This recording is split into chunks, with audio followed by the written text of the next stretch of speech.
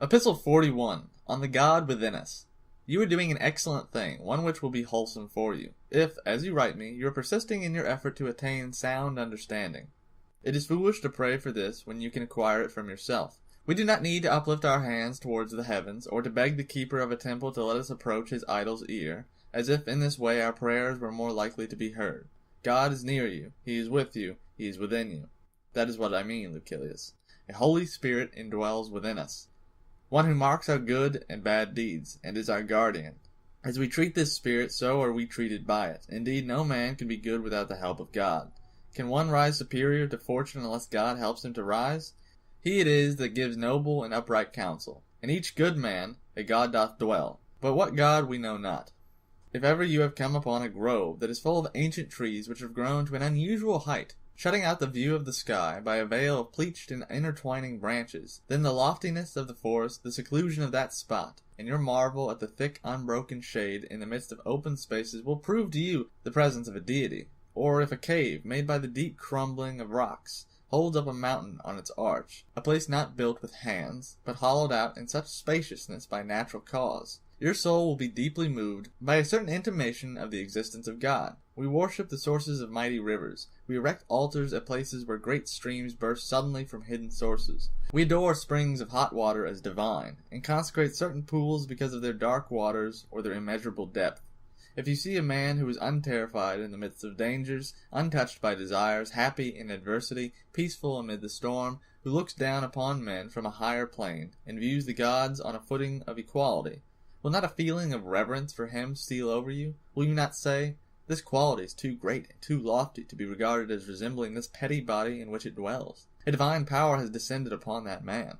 When a soul rises superior to other souls, when it is under control, when it passes through every experience as if it were a small account, when it smiles at our fears and at our prayers, it is stirred by a force from heaven. A thing like this cannot stand upright unless it is propped by the divine.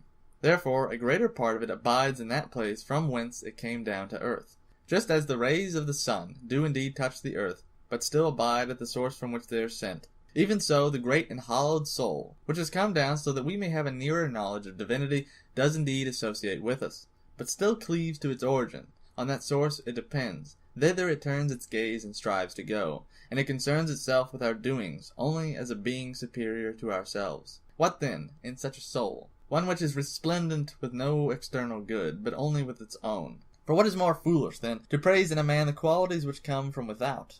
And what is more insane than to marvel at characteristics which may at the next instant be passed on to someone else? A golden bit does not make a better horse. A lion with a gilded mane, in the process of being trained and forced by weariness to endure the decoration, is sent into the arena in quite a different way from the wild lion, whose spirit is unbroken.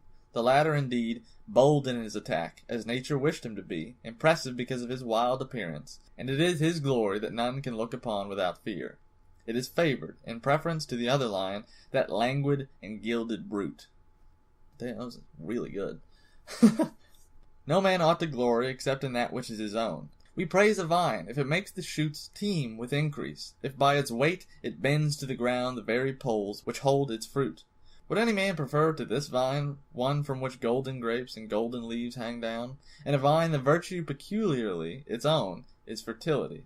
In man also we should praise that which is his own. Suppose that he has a retinue of comely slaves in a beautiful house, that his farm is large, and large is his income. None of these things is in the man himself. They are all on the outside. Praise the quality in him which cannot be given or snatched away, that which is the peculiar property of the man.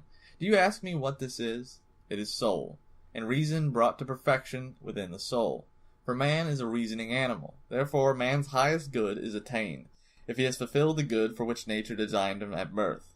And what is it which this reason demands of him? The easiest thing in the world, to live in accordance with his own nature. But this is turned into a hard task by the general madness of mankind. We push one another into vice, and how can a man be recalled to salvation when he has none to restrain him, and all mankind to urge him on? Farewell.